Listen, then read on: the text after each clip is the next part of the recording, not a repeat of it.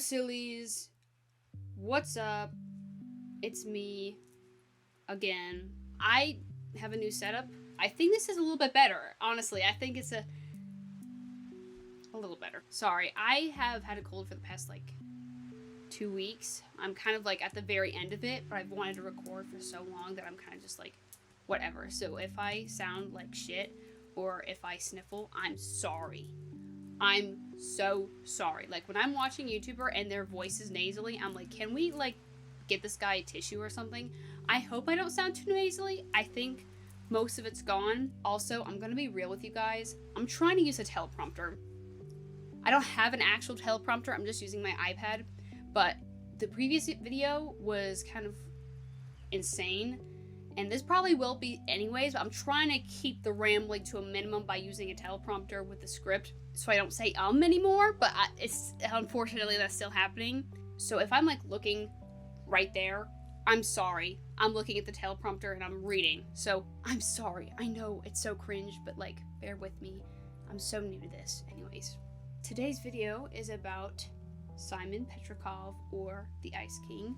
I wanted to do a video on him and kind of like Adventure Time-ish because I recently watched Adventure Time for the first time because when I was a kid, I was not allowed to watch Cartoon Network. Like, I wasn't allowed to watch SpongeBob because he said jerk. And my mom was like, So, I unfortunately did not grow up with Cartoon Network. You know what I did grow up with, though? Teen Titans Go. So yeah, that's the only like Cartoon Network show I watched, along with Clarence, and I think that's it. And I only watched it at my dad's house on the weekends. On the weekends, I like literally like never saw Adventure Time. I think I saw like a few episodes back then, but I have no idea. Like all my memories like all fuzzed out, so who knows? Only God, I guess. So I recently watched it for the first time ever, and wow, okay. I was blown away. I was like procrastinating because I heard that it was 10 seasons and I was like, 10 seasons? But you know what? I didn't know that the episodes were only 10 minutes long each, besides like the finale. So I was like, you know what? Actually, I could handle this.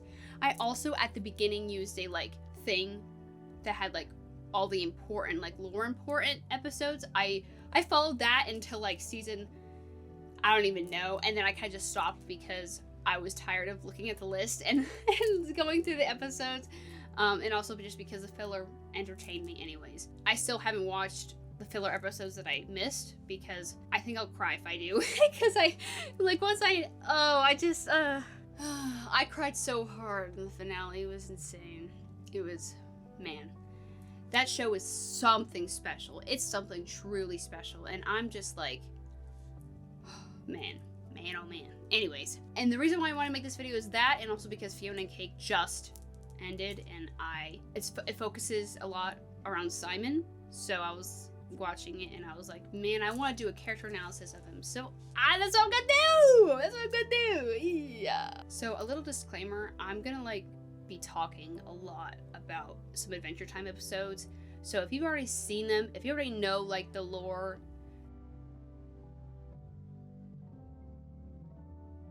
so just skip to when I talk about everything near like the end or middle. I'm also gonna do a timestamp once I start talking about FIonna and Cake. Just wanted to say that so you're not like watching this like, I already know this stuff. I'm like, okay, I know, but I feel like I have to give some context, because what is a video without context? What is a character analysis without context? Nothing. So here we go. Okay, so in Adventure Time there's a character who is introduced as Ice King. Basically all he is, like in the first like 3-4 seasons, is just like this guy that kidnaps princesses and woos them, etc., and wants to be with them. And he's kind of like characterized as like this pathetic old man, because he kind of was. I mean, he kind of was. I can't defend him. I'm sorry. He was, yeah. So Ice King is a ice wizard that wears a crown and has ice powers and is kind of insane. The crown gives him power. We know that because it's early on established that, like, when he doesn't have the crown, he can't use his ice powers, so that's what Finn and Jake usually try and do to do it. Finn and Jake are the main characters, by the way. If you don't know anything about Adventure Time, I don't know why you're watching this video, but I appreciate you anyway. So, Finn and Jake are the main characters. I also drew Jake on the whiteboard here. I love him. Anyways, but guess what? The Ice King is not just an old weirdo, okay? Okay, he has an extensive backstory, and I'm gonna lay it out to you. Hopefully quickly, because there's kind of a lot, but, you know, you can always just skip. So, and the backstory of Ice King was thrushed out in a couple of episodes of Adventure Time, but in Fionna and Cake, we got, like, a little more of who he is as a person, which also inspired me making this video.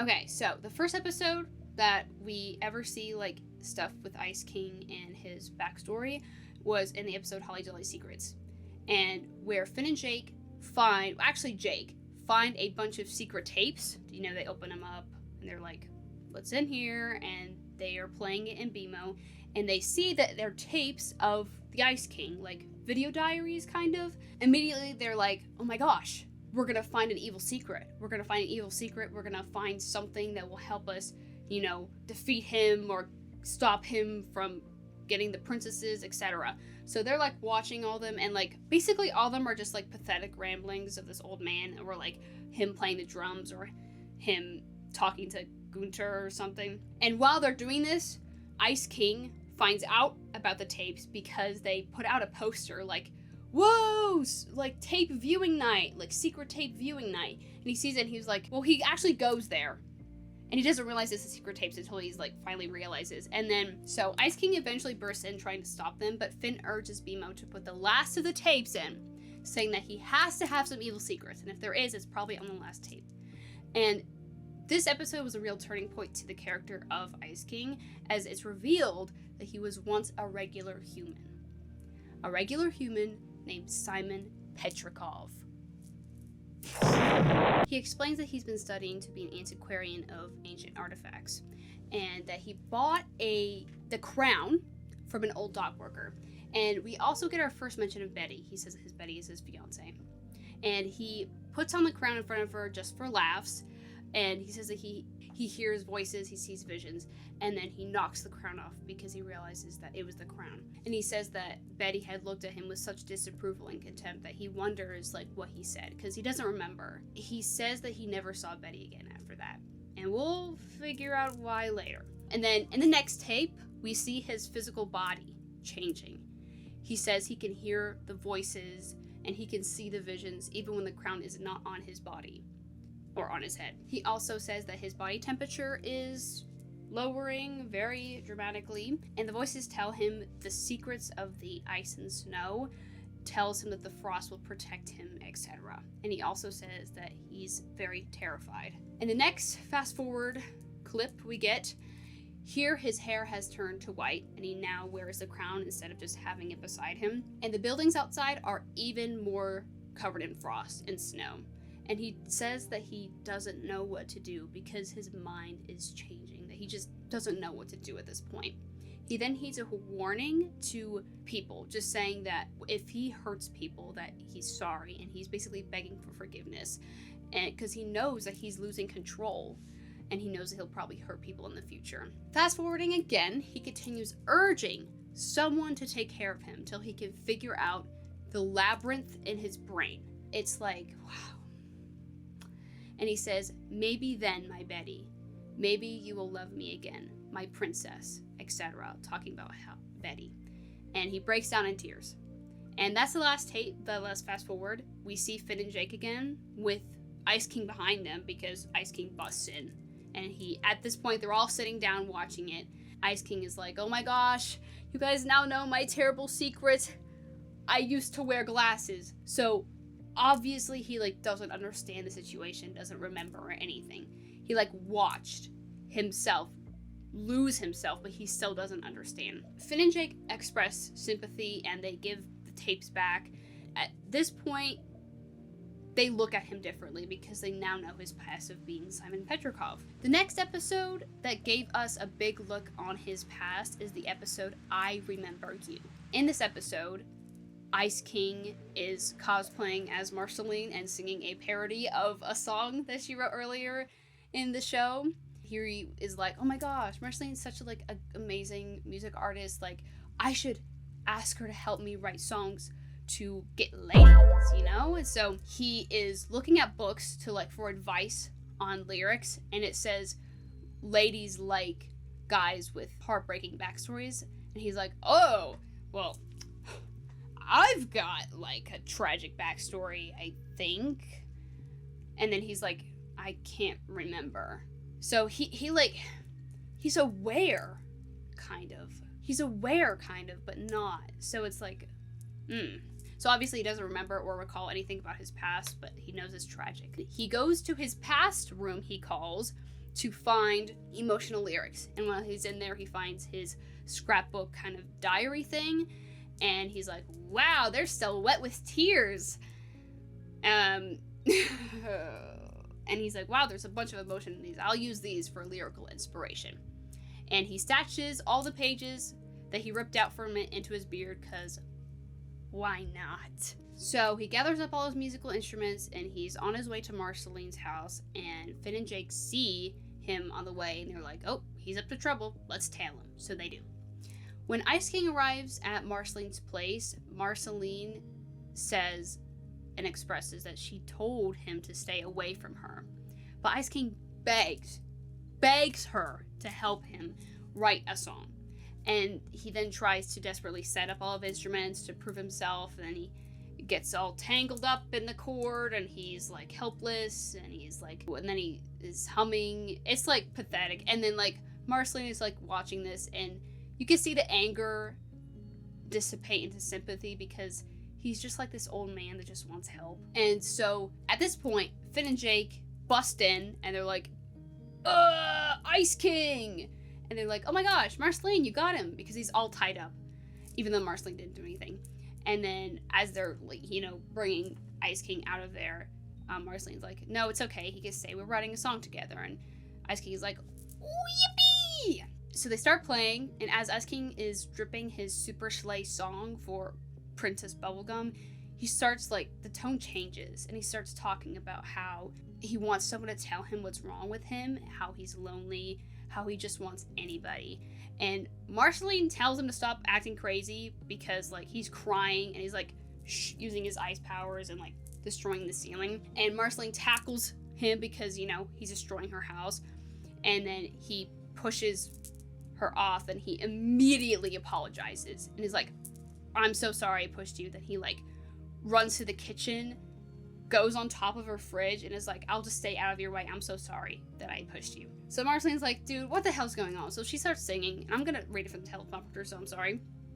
She goes, you're so annoying, you pitiful old man. I'd like to help you, but I don't know if I can.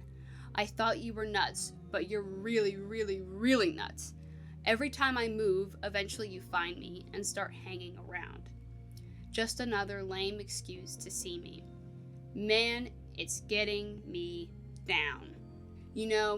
I'm actually glad to see you. Maybe I'm the one who's nuts. And then it ends. I don't know if I'm allowed to put the actual sound in here, so I'm sorry that I just talked it out. I'm really new to this YouTube thing. I don't know how copyright things work, so that happens, and then Ice King is like, oh my god, that you like me? You like me? And Marceline's like, yeah, of course I do, you old jerk.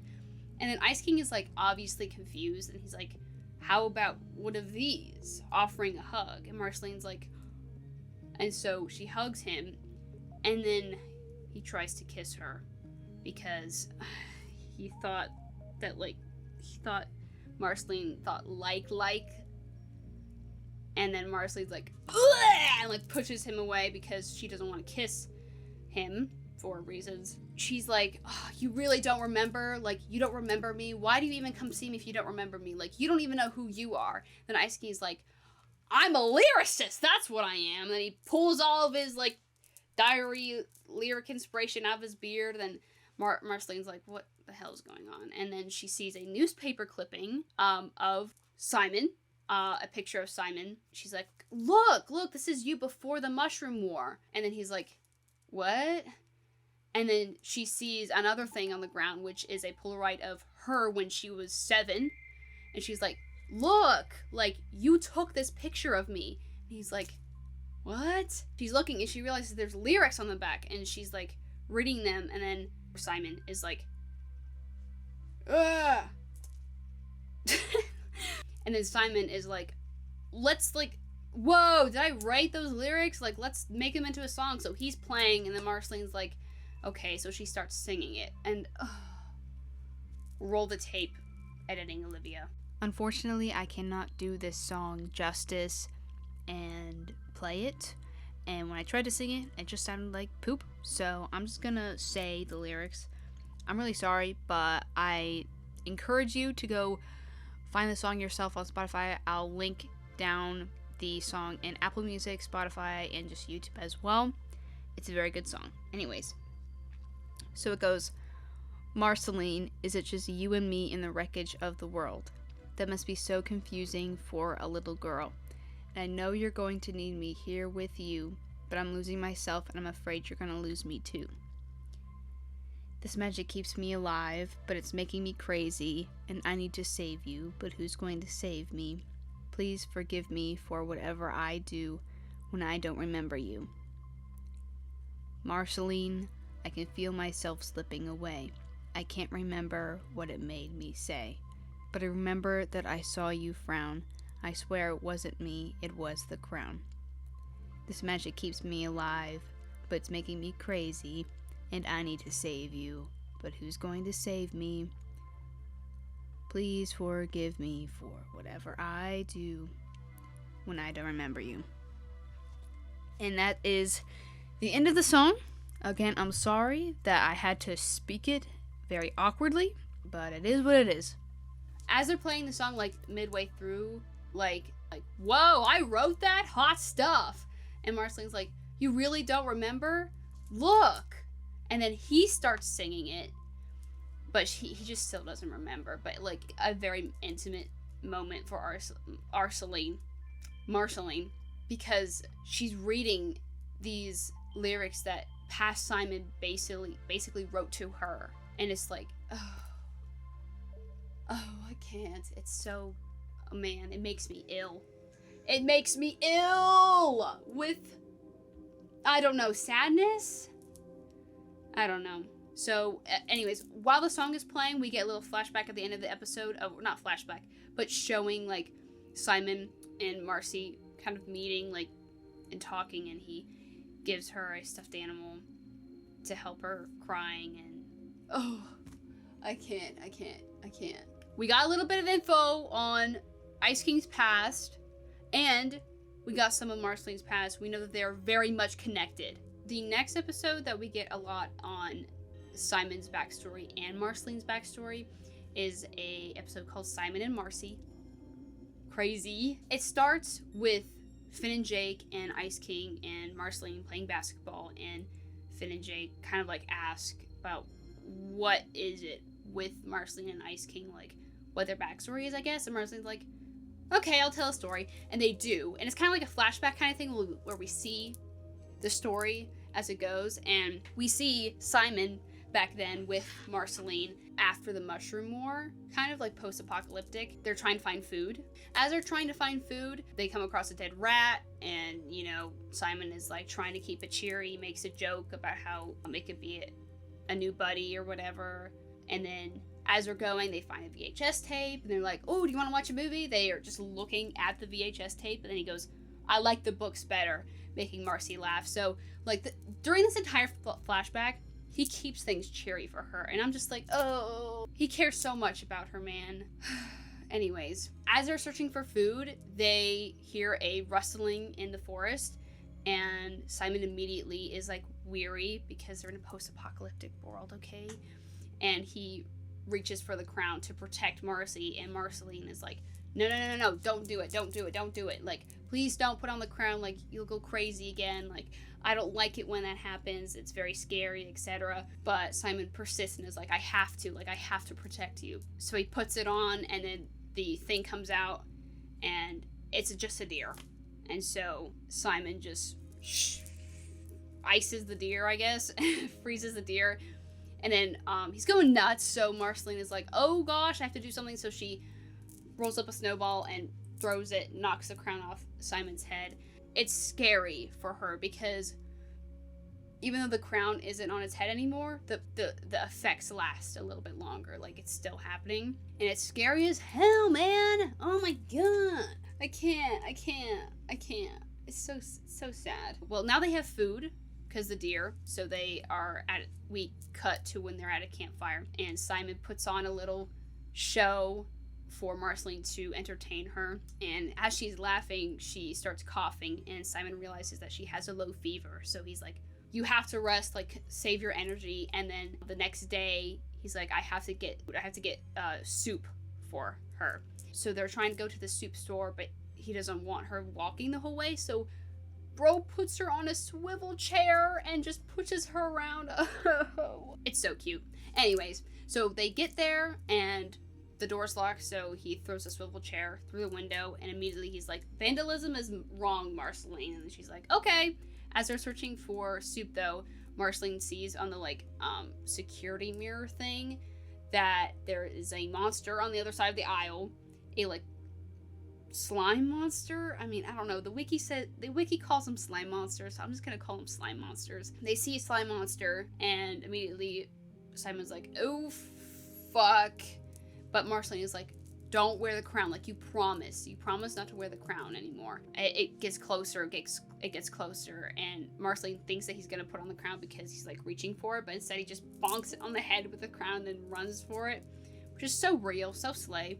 After that whole ordeal, they still don't have soup to make Marceline feel better, but they see what looks like a food truck on a bridge, and they're like, oh my gosh, let's go. They climb this, like, gooey, gummy web to get to it. And then when they open it, they find out it's just a clam-ambulance and no food. Simon's like, cover your ears, Marcy. And she does. And then he just kicks the truck over and over again and goes, mother, mother, mother, mother, mother. But then he's kicking it, and then slime monsters emerge from it. He's like, oh, shoot. So he kicks the truck, and it falls off the bridge. But the sirens start going off, so it alerts all the other monsters around to their location. And so they start running. They're cornered in an alleyway, and he locks Marceline in a car, and he puts on the crown because he's forced to. Like, he can't get out of the situation. He has to protect Marceline. So he puts on the crown, and to keep himself sane, he starts singing the Cheers song. Oh, and he's, like, singing the song, trying to keep himself sane, trying to remember. He, uses ice powers, and then he takes off the crown, but his physical appearance doesn't change much. The only thing that changes is his beard goes a little bit shorter, and yeah. So then a can of soup and, like, a little spoon thing falls from the snow, and it came from this gooey substance. And Simon is like, oh my gosh, soup! So he picks it up, and then he inspects the gooey substance, and it has a face on it, and he's like, ugh. And then he goes and gives the soup to Marceline. And he's like, you're gonna feel just better in a second. And then he puts it in her mouth, and she's just like, I'm just so glad that you're okay. And then as Ice King is hugging Marceline, he calls her Gunther. So, and then Marceline, who's telling this whole story, says that she felt better, and then they lived happily ever after. And it's just like, man. Okay, so that we got a lot more info on their backstory. And if you guys are wondering what the mushroom war is, I'm gonna be honest, I don't know too much. It was just like, I think it was like some bomb or something, and like a nuke or something, and like radiation, I think, and like something I don't know. The land of Ooh is post-apocalyptic, basically. So, oh, and also those events of like Simon and Marcy, that whole thing happened like thousands of years ago. Just not thousands, 1,000 years ago from when Marceline is telling this. So 1,000 years ago, there was post-apocalyptic mushroom war, but over time, you know, the earth healed. The next episode I want to talk about is the episode called Betty, which gives us, we meet Simon for the first time. Not Ice King, we meet Simon. Basically, what happens is there is an anti-magic person, malicious thing that got rid of the magic of like a bunch of wizards, including Ice King. But to get rid of the magic of Ice King, they just got rid of the crown's power.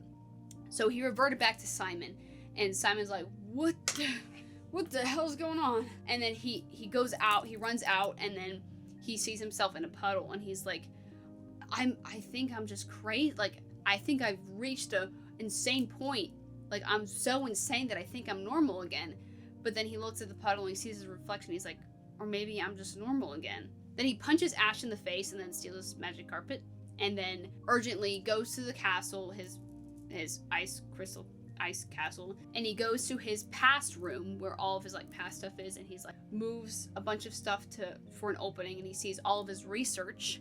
And he finds the book that he needs. And then he calls Marcy. And he's like, I don't have much time. My body's failing me, and I need Hambo. Hambo is a stuffed animal that he gave her all those years, thousands of years back. And it's very important to her. And he's like, I need Hambo. And then she's like, oh my god. And passes out. So Marceline comes there, and he basically is like, I need to make a time portal just so I can talk to Betty one last time and tell her that I'm sorry and that I forgive her for leaving him, because to his knowledge, the first time he put on the crown, Betty kind of just left and he didn't see her again. I'm sorry that I'm adding like a bunch of voiceovers after the fact. I just, was not very smart. I keep forgetting to put things, so I'm doing a voiceover for context. Basically, when he opens a time portal, he sees Betty, and Betty in that moment is like hiding from Simon and crying, and you can hear Simon and kind of see Simon with the crown on and like going crazy. So when he first does a time portal, he sees her like this, and then they start to talk. He's like, and I forgive you for leaving me, and I'm so sorry. And then, Betty is like, what the, but it doesn't look like you're crazy right now. He's like, well, like, that's complicated, like, but, and the portal's closing. Betty's like, I choose you. And then she jumps through the portal, kisses him, and unfortunately, the crown's power is gone. So he's lived 1,000 years. So his body is like deteriorating, like he's dying. So she's like, oh fuck. So she goes to the anti-magic person, beats the fuck out of it, and the crown magic is restored, and he's okay. But he's Ice King again, so people think that Betty's dead because there's like a big explosion thing. I'm just gonna tell you now that she's not dead. She's not dead. So, Simon's Ice King again, and Betty is lost in action, we'll say. So I lost some of the footage explaining how Betty becomes magic. So basically, she becomes magic by getting this guy's magic man's powers, so he becomes normal man. We find out that she's been trying to get rid of the crown's curse this entire time.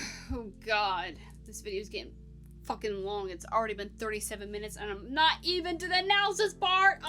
Okay. After trying multiple methods to get Simon back, she kind of just like is distraught because she doesn't know what to do anymore. So she tries to talk to the Ice King himself and try and get Simon back just by talking. She makes like a magic version of where they went on a date, and she's trying to get him to remember, but of course he's not going to remember, and so she gets upset about that, and she goes crazy, and she's angry, and all for valid reasons. After that, she goes home and she's like, I don't know what to do anymore, and then her like her like little manticore guy is like, well, you've changed too.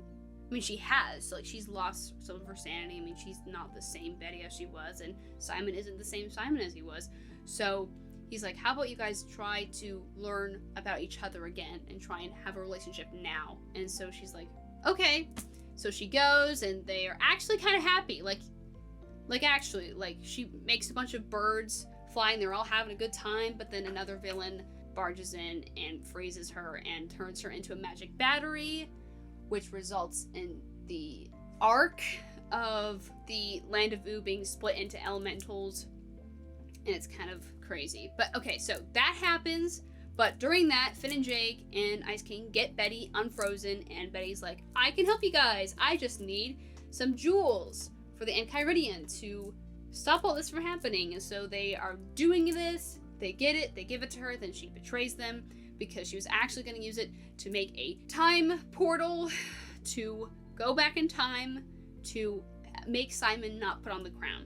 The reason why she kind of gave up with having a relationship with Ice King is because she expresses how she tried, but spending time with him and looking at him is like looking at her past life and the love of her life through a funhouse mirror, and she just can't do it anymore. And it's just like so sad. Like, she just starts crying, and I don't know, man. It's so sad.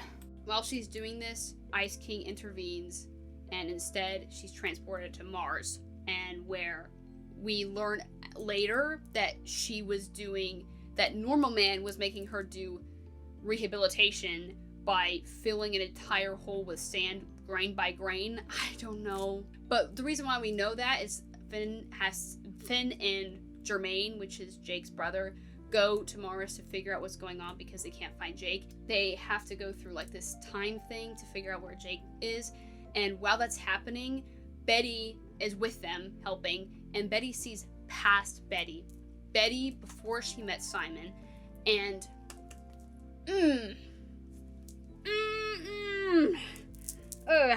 we see past Betty talking to someone on the phone, being like, oh my gosh, I got in, like, I can do this trip, I'm so excited. And, you know, Finn and Jake are like, oh, that's so cool. But she was like, I never got to go on that trip because I met Simon the next day. Past Betty's like, oh, I can help you, like, with Simon, etc. But instead, the present Betty is like, no. She refuses the help of past self, and she changes the ticket or whatever from next week to today so she doesn't have to meet Simon and she can go on that trip, even though that doesn't actually happen in her life, and to kind of prove something. So she does that, and then once they're out of this time thing, Normal Man is like, so what do you think? And she's like, I have to try harder to get Simon back. Girl, have you learned nothing? Have you learned nothing? Anyways, I'm not judging. I do the same for my boyfriend, actually, though. And so she is like, I have to try harder to get Simon back. She says that she has a plan to get Normal Man's wife back and to get Simon back. And this plan was to summon the god of chaos and, you know, have try and get his power so that she can make that happen. That's her idea. That's her plan. The finale, the last episode of Adventure Time, we see that happen. We see her summon Gulb, which is his name, its name, the god of chaos. Bro's name is Gulb. And this thing is fucking terrifying. Oh my god. For a kid's show, there's multiple terrifying scenes in this. I'm just like, man, this probably would have traumatized me as a kid. But you know what? It's okay. And she summons Gulb, and as she's doing this, you know, ritual thing to try and get Gulb's power, Normal Man encourages Ice King to go to her to try and break her out of this insanity and make her stop. But in this process, Finn, Simon, and Betty all end up falling into the mouth of Gulb, and they're in its stomach now. And man, this was really heartbreaking, because as Gulb is digesting, is just breaking down them into their essential forms, which is what Betty says. So Betty is turning into less insane Betty, then less insane Betty is turning back to when she didn't have the magic, and then Ice King is slowly turning back into Simon. And then Simon finally turns back to fully Simon, and he goes, Betty? And then she goes, it's so nice to see you, Simon. And then he goes, it's nice to be seen. And then they kiss, and they're crying, and I'm just like, oh, I can't do this. it's a very vulnerable and emotional moment. I mean, and also they're about to die because they're getting digested and trying to figure out what to do, because I mean, as much as they want to like hug it out and like talk, you know, they're kind of gonna die. Originally, like, they kind of just accept it. Finn is like banging at the walls and is like, I thought I'd go out saving someone, because Finn has his own issues. I might make a video about it, but like, man, Simon is like, sometimes we don't get to choose how we go. And then Betty realizes that the crown has also been broken down to its essential form, which I'm gonna give you a bit of lore. I'm sorry, I know this video is long, but I have to, because it won't make any sense otherwise. So the crown was made by this guy. I literally forget his name. It's this guy. And this guy has a little, like, apprentice. And the apprentice wants to be this guy really bad. Like, he wants to be magic, and he looks up to this guy really badly. This little guy, his name is, I think it's Gunther. Gunther. So that's where Gunther comes from. And so Gunther, they're 4 elementals: candy, fire, slime, and ice. They're all together because there's a comet coming to destroy and like everything, and everyone thinks that this comet is gonna be good because it'll reset everything, that we can't really do anything about it, and it's okay, that we just have to accept our fate and we'll be reincarnated or whatever, like, it'll be okay. But this ice guy is like, no. He makes a crown, the crown, to be able to grant a wish. And he originally was just, when he made the crown, he was just gonna put it on and wish the comet away, but he got hurt, and so he throws Gunther the crown, and he's like, you have to make the wish. So Gunther puts it on, and he has to wish that the comet would go away, but instead he wishes to be like the ice guy, because that's all he's ever wanted, and he was never respected.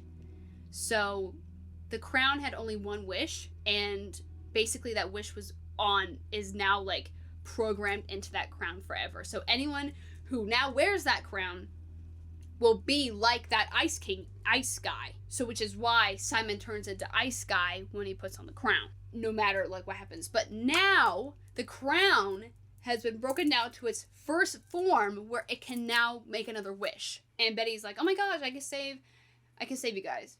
We can do this. While this is happening, a hole is being made into Gulb's body, because people on the outside of Gulb's stomach realize that singing in harmony is how to at least counteract Gulb.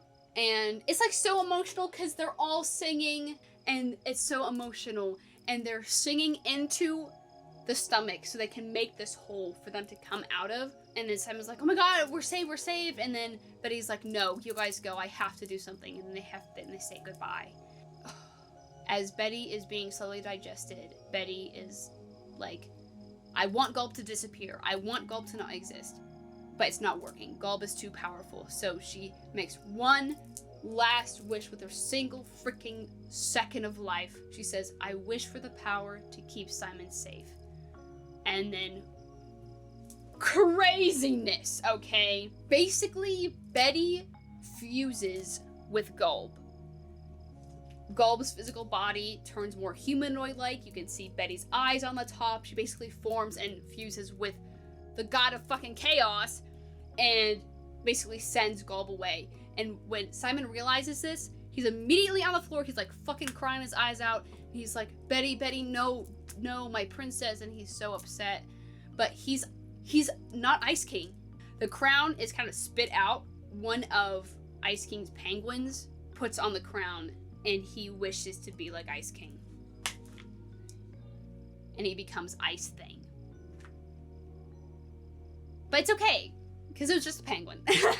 And Simon is no longer Ice King, and he's permanently a human that can die, etc. And when he's spit out, he's not like a million years old. He was spit out in his essential form, so he's back to when he first met Betty, so he's like still young. That is the finale. Man, my head hurts. My head hurts from this light in my face and from talking so much. Hold on. Back at it again. Back at the grind. Okay, it's time for Fionna and Cake. So Fionna and Cake takes place around 10 to 12 years after the finale of Adventure Time. So like Finn is all grown up, Simon has a little gray hair, but we see that Simon has been living in this human place because we found in Adventure Time they find this human island thing and they encourage humans to come to their place, and it's a whole thing. So he's living with these humans that are like futuristic and stuff, and he's basically a living like music exposition. I don't know, like his life is like open to everyone because he's like a spectacle of a person that was like so in the past, and everyone's like, oh my gosh, the past, etc. He's depressed to fuck, okay? He's so depressed, and we can see that, and he's trying to live, but it's obviously not working out, and this little girl keeps bugging him about Fionna and Cake because, oh, I have to explain Fionna and Cake. Okay, hold on. So, Fionna and Cake, was actually an Adventure Time. There were a couple episodes of Adventure Time where the idea was everyone was gender bent, and it was kind of like an alternate universe type thing. So Finn was Fionna, Jake was Cake, Princess Bubblegum was Prince Bubblegum, Marceline was Marshall Lee. That's so smart, honestly. And in Adventure Time they had a couple episodes of it, and now they have a full spin-off of Fionna and Cake. Fionna and Cake was basically fan fiction of Ice King, but in the actual spin-off Fionna and Cake, we find out that Ice King never actually made it. Prismo, oh god, I have to explain. Prismo is a wishmaster. He like kind of manages universes kind of, and he just makes wishes, and those wishes kind of create universes. And he was like so like fucking bored that, and like he created a universe himself, an unauthorized universe, which is against the like interdimensional space laws, but he did it anyways. And to hide it, he put the universe inside, it just beamed it inside of Ice King's head because it was like so nutty matty. It was a nice place to hide it from like the authorities of craziness, I guess. So he was just writing all the things that was beamed into his head. So this universe actually existed. It wasn't just fan fiction just inside of his head. Simon is depressed to hell, and he tries to do a spell or a ritual to bring himself to Gulb just so he could see Betty again.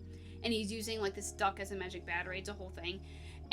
But when he's doing that, he's thinking of Fionna and Cake subconsciously because this girl keeps bugging him about Fionna and Cake because she's such a big fan, and he wrote it, and he's like, I don't give a fuck. But he is thinking about it anyway, subconsciously. So when he's doing the ritual, instead of thinking about Betty, subconsciously he's thinking about Fionna and Cake, which opens, okay, look, it opens a portal in the back of his head, and Cake gets out of it. Then later on, Fionna comes out. Fionna and Cake live in a non-magical world at this moment because when Ice King turned back to Simon and became a normal human again, the magic of their world went away, and they went to a normal world as well. It's kind of depressing. And when Fionna and Cake realized that they were meant to be magic, they're like, well, we want that back because we're depressed as fuck. I have to pay rent. Poop that. Which, valid.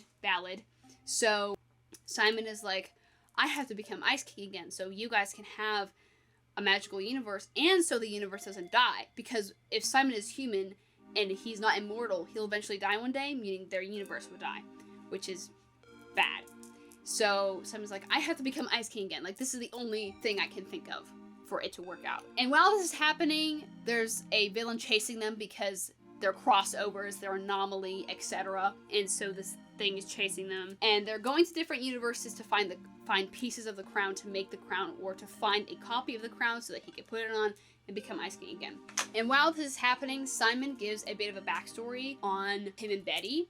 I'm not going to say it now, because if I say it later, it'll make more sense, and it'll also, just for dramatic effect. Okay, so deal with it. I will say that Simon is depressed because, well, he misses Betty. He's grieving still. Also, the fact that he misses being Ice King. Guys, okay, I'm sorry. I was like a little bit mad too, because I was like, seriously, you miss being Ice King? But he misses being Ice King because he felt like he was something at that point, and also because, you know, he was mad. He was insane. He was crazy. And he didn't know of grief or depression or stress, because anytime he experienced it, he quickly forgot about it. So he misses being unwell, and he misses being crazy. So when Fionna and Cake are like, fuck, man, our world isn't magic anymore because you're normal again, he now has a great excuse to become Ice King again. So he's like, great, yippee. So they're trying to find this thing. In the end, they do find it.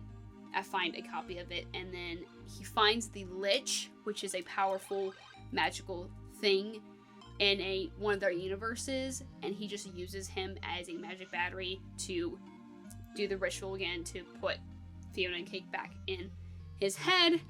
And when he's doing that, he puts Fionna and Cake back in his head, and as he's about to put on the crown, he gets this flash, remembering Betty and when she said goodbye in the car.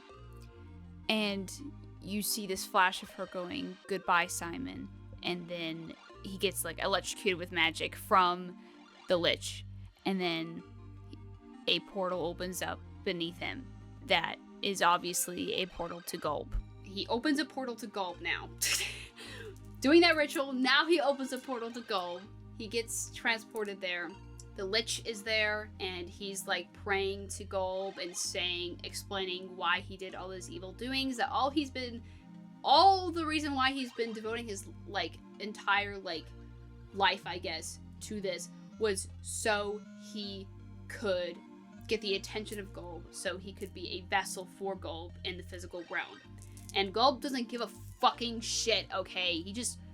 Bro just like turns him into a cube, and Simon realizes that it's Betty or Gulp and Betty, and he's like talking to her, and saying like how much he misses her, etc. And then he's like, I'm sorry, but I have to put on the crown. And Betty immediately is like, fuck you, dude. Well, she doesn't say that, but basically Gulp immediately like transports Simon's soul, brain, I guess, to a reincarnation of Finn in an alternate universe, and puts the soul into him, which is, his name is Shermie. So he's in Shermie now. The reincarnation of Jake is Pup Princess. So Pup and Shermie has Simon inside of Shermie's body, and you know, obviously acting not like Shermie, but Pup thinks it's just a bit. And while this happens, they're on the way to the library, so Simon's like, oh yes, a library. So he goes there, he finds this book that can help him find where a crown is in their universe so he could put it on to help Fionna and Cake. So they find the book, and the book is like a choose your own adventure thing, digital book, kind of. And the book is called Casper and Nova. As Simon goes on, the two characters are trying to find the crown as well and get the crown. And as he's doing the adventure thing, in the end, he has to make a choice of whether to get the crown, but Nova dies, or get the crown, Nova doesn't die, but the Casper doesn't remember Nova. Like, forgets all about Nova. Simon is like, I don't want either of these, what the hell? And then Pup is like, you know, maybe if you didn't choose Casper's option every time, then maybe it would have been different. And for a little context, basically the way the choose your own adventure goes, Casper has an idea and Nova has an idea, and you have to choose like Casper's idea or Nova's idea. So this entire time, Simon has only been going with Casper's ideas and plans and everything, and ignoring Nova's. And Simon, or at first, was in denial, like, what? No, I didn't, like, maybe I did this. No. And he has this epiphany that was him and Betty's relationship. And when he realizes that, he's beamed back into his head, and he is like, apologizes to Betty and is like, oof. So now I'm gonna give you the story of them. So in the past episode, we find out that Betty was about to go on a trip, but she met Simon, and it prevented her from going onto the trip for some reason. And Simon and Betty meet because they touch the same book at the library, and Simon is doing like a class in a university or something. He's like showing his research, his findings, and his plans and what he's going to find. No one gives a fucking shit because they think he's a loser and that he's lying or etc. But Betty claps and he's like, oh, this is awesome. And then she goes up to him and she's like, that's just fanning over him. And then he's like, well, I'm going on an adventure like tomorrow, like to find the Enchiridion. Do you want to come with me? And then she's like, oh, like I have to go on a trip like tomorrow, but that doesn't matter. I'll go on the adventure with you anyway. So she sacrifices that chance to the trip to go with him, and they have a great time. And then once, they find the Enchiridion, they come back, and when Simon is like, come on, Betty, let's go show the people that we found the Enchiridion, she says, no, it's okay, like, you go, like, I don't want to take any of the fame. But Simon's like, I would not have been able to do this without you, Betty. But Betty's like, it's okay. So she sacrifices that as well. The fact that she could have gotten like some credibility for also finding the Enchiridion. But she sacrificed that so Simon could have all the fame. And then, after that, in the car before he leaves, Betty goes, goodbye, Petrikov, and they shake hands, and then he leaves. And then she's about to go on a trip. But before she leaves, she puts the note in the book that they both touched that Simon said that she could have or she could check out. So she put a note in the book, put it back into the library because she's leaving for a trip. And right before she leaves, Simon finds the note in the book, and the note goes like this. Dear Petrikov, it's Betty. I just have to warn you, this book is terrible. It's written as if the author was aiming for an audience of one, his own ass.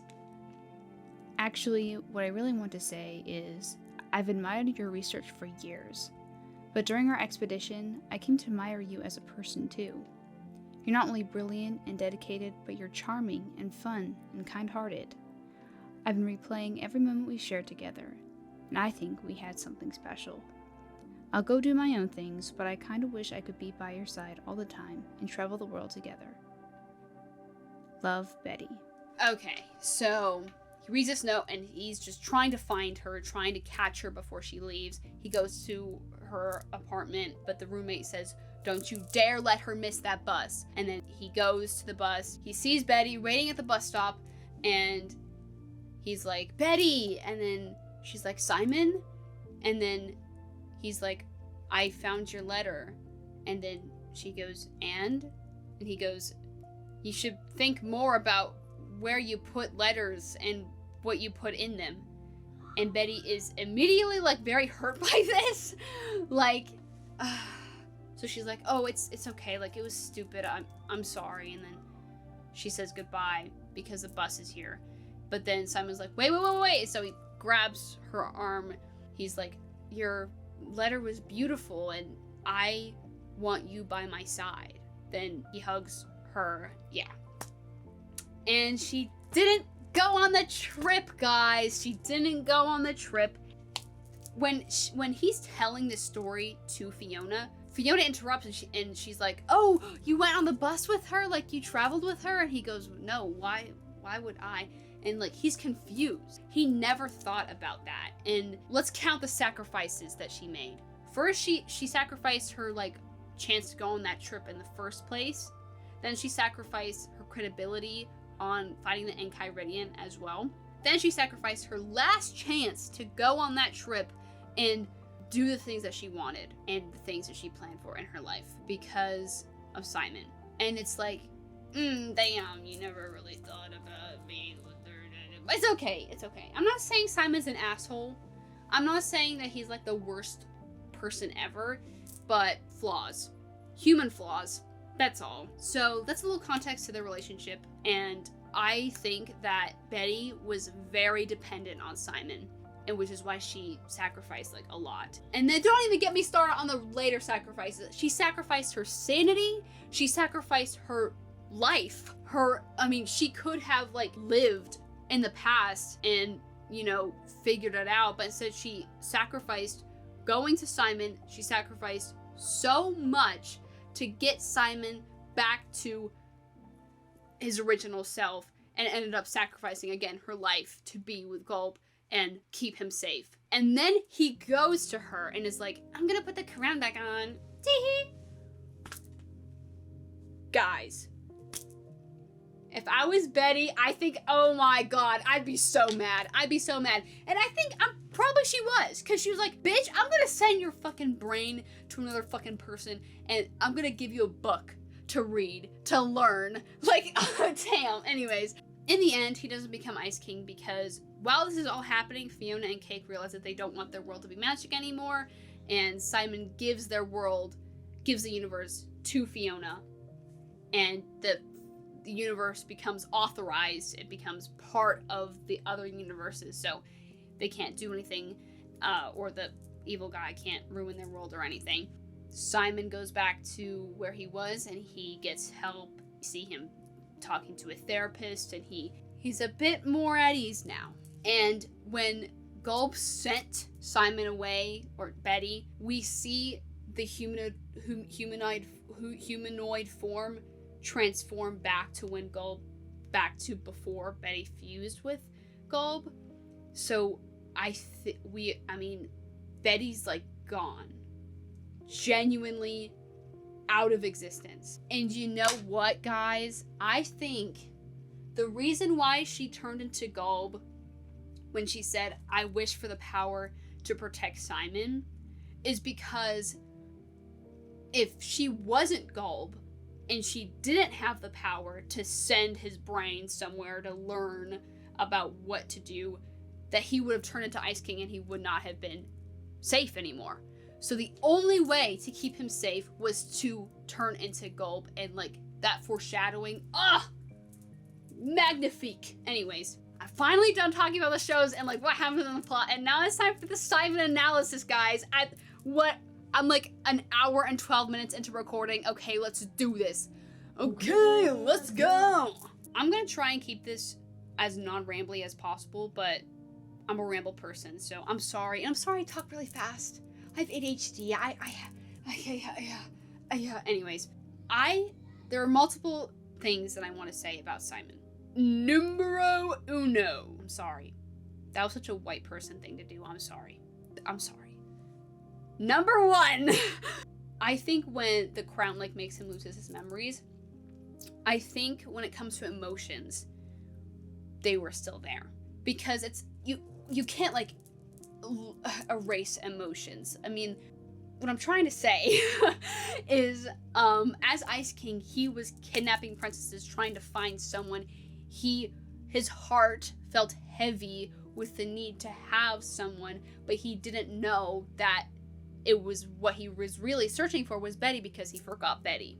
He had the emotions of Betty and needing someone like Betty, and the reason why he's looking for princesses is because he called Betty his princess all the time, and it just, it all connects. I think Ice King, another thing that Simon says is it feels good to be seen, which I think proves that Simon was always in there, but as his heart, like he was always there. And we always knew that he was always kind of there deep down inside, but he was unreachable. So it was hard, like no one could see him, So when he's finally seen, he's like, it's so great to be seen. And I'm like, oh my god! Oh, my heart. Oh god. Ugh. I'm taking damage. Another thing, when Simon is permanently now human, he wants to be Ice King again, and again, he misses the feeling of not, having this depression, etc. But I also think it's a good, analogy or metaphor of, I have heard and have talked to people who have struggled with their mental health start to get better, but they miss when they were struggling. And I think, usually it's because these people grew up like this. They grew up struggling, and when they are no longer struggling, it feels so alien that they just want to go back to their safe place of what they know. Change is scary, man. Change is so scary. Another reason that, a lot of people who have mental illnesses or are struggling have, a creative outlet. And when they are getting better, they feel like their creativity is no longer there and that they cannot no longer create. I think this is a good metaphor with Ice King, because literally there's a song that Rebecca Sugar made that is in Fionna and Cake that sums this up pretty well. The lyrics are would you still like me if I didn't fly because Ice King flew? Would you still like me if I'm not insane, etc.? I don't know the lyrics by heart. I'm just gonna put them on the screen here. Yeah. You get the gist. You get the gist. Anyways. And I think that's it just reminds me of people who are better, but deep down they miss when they were unwell, because of the human brain is weird sometimes. But if you guys are struggling in any way, I'll put some mental health resources in the description. I think mental health awareness is very important, and I think that if you're struggling, you deserve care, and you deserve love, and you deserve to feel okay without missing when you were not okay.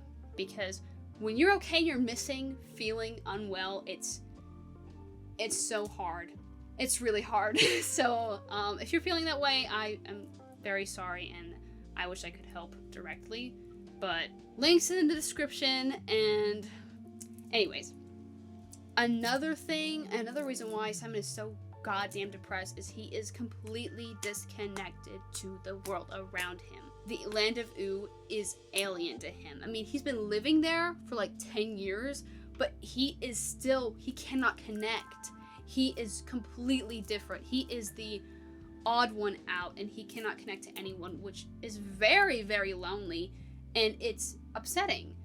He has humans around him, but they're not like him. They don't understand him, and it's sad. It's truly sad that he is very alone all these years. He has Marceline, but when you're depressed, it's hard as fuck to reach out. It's hard.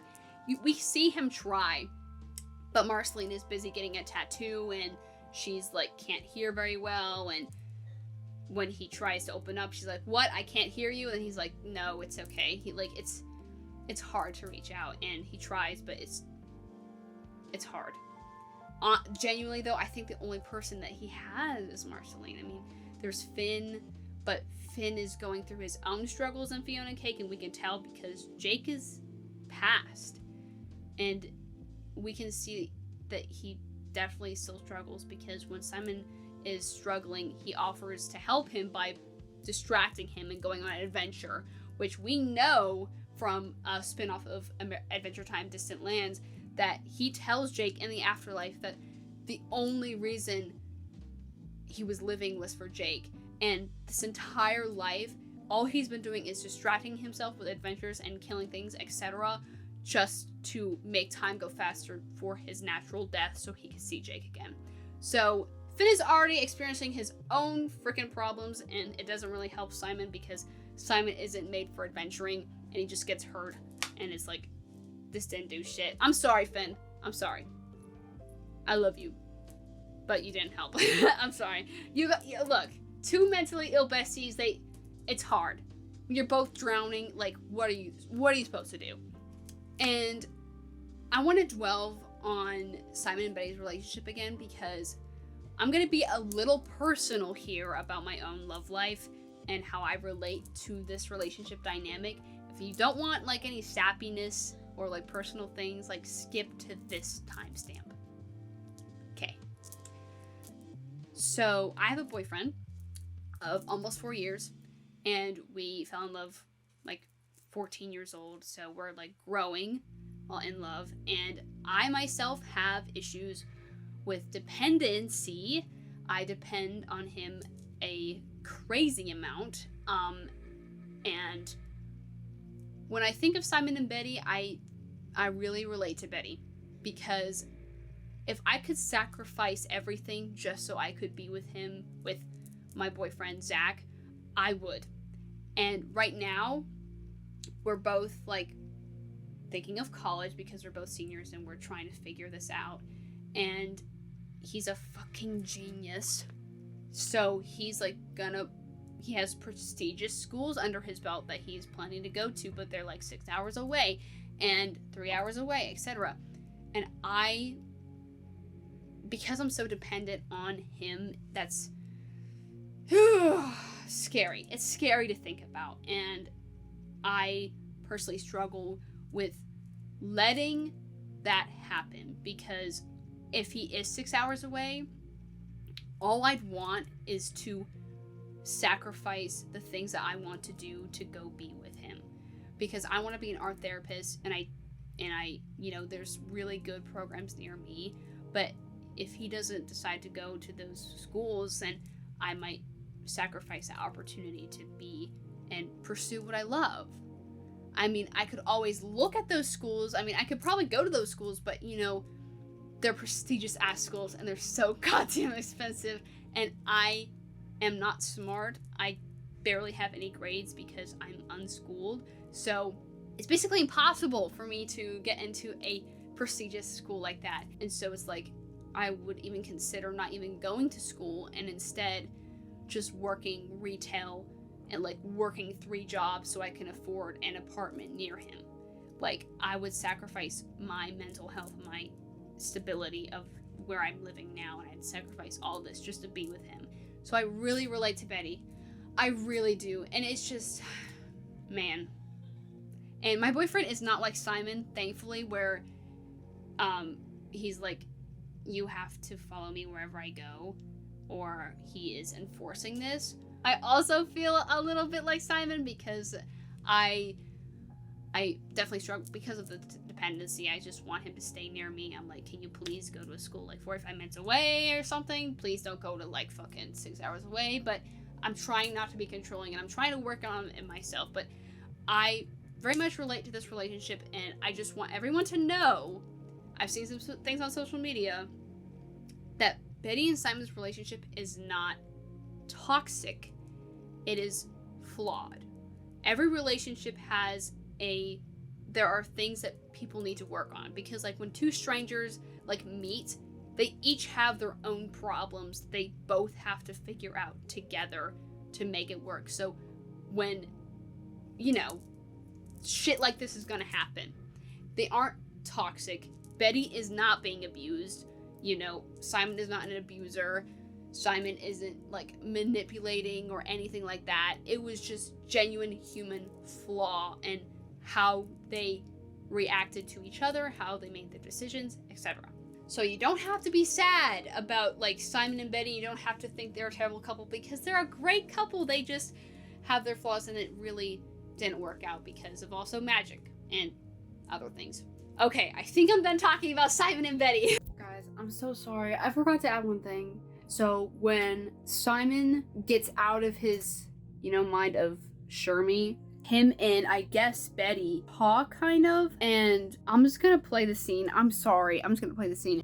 So to try and avoid getting copyrighted, I put a watermark over it, and I voiced everything myself. So I'm so sorry that had to be, because I feel like it sounds like ass, but whatever. You guys can laugh. It's a little silly, but I couldn't bring myself to just describe it. Like, this scene is so powerful. I had to show the clips, you know. Oh, Betty. Was that what it was like? I stood by and allowed yourself to sacrifice yourself for me, even though part of me should have known better. Like that day at the bus stop. Betty! Betty! Betty! Petrikov, I could have made the effort to support you the way you always supported me. Maybe I never would have found the crown. I found your note. Yeah? Who knows what life would have been like. You should be more careful with...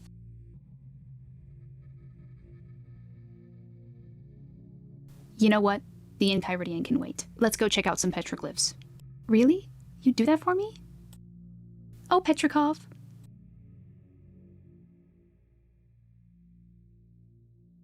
But wait, this isn't how it happened. No, we made our choices. We could have made better ones, but I don't have any regrets. You were a wonderful experience. You were everything. Where are you going?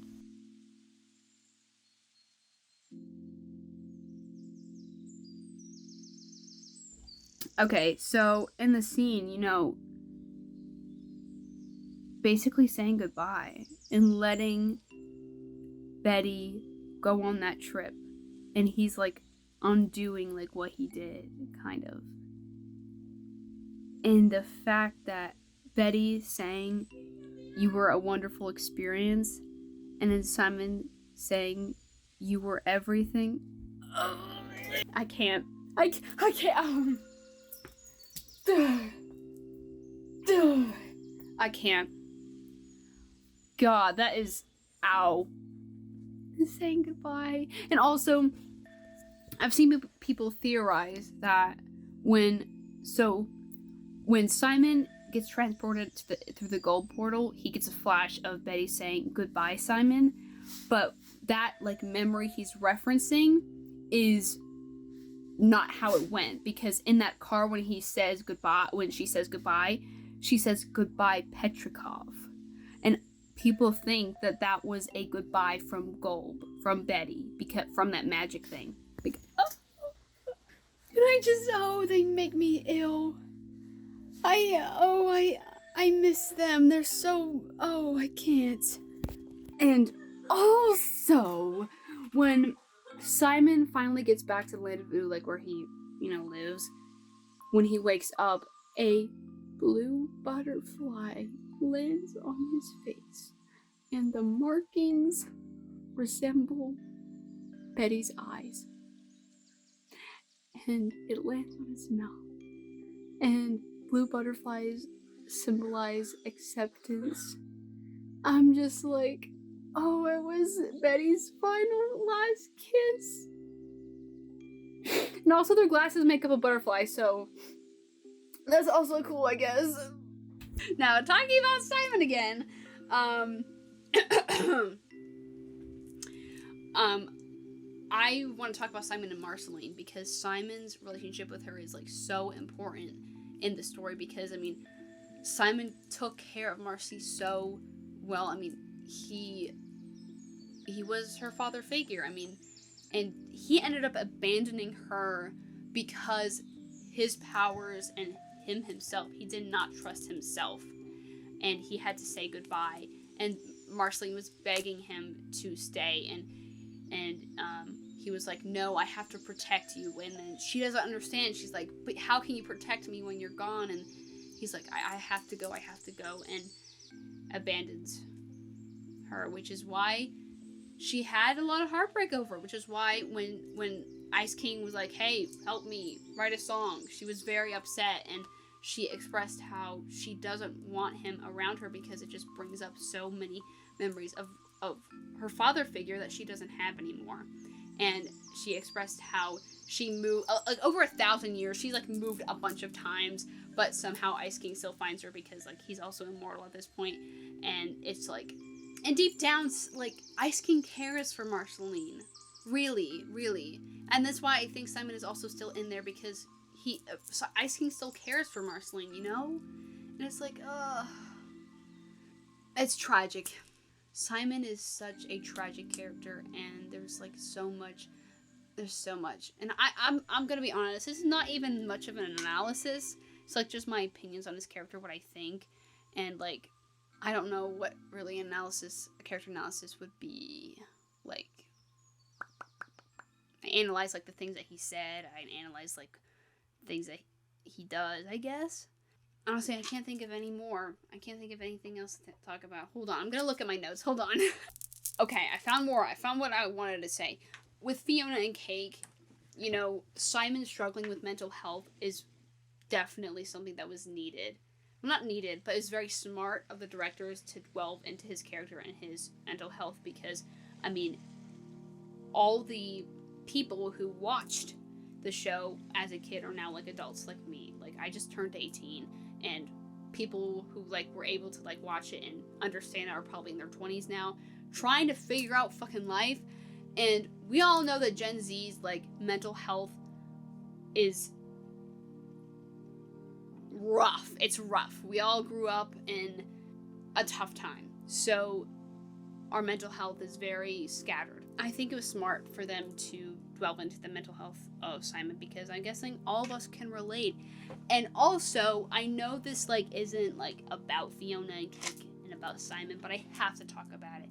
A main point in Fionna and Cake is that Fionna and Cake want their world to be magic again because they're like depressed to hell, and you know, Fionna can't hold a job, she has to pay rent, etc.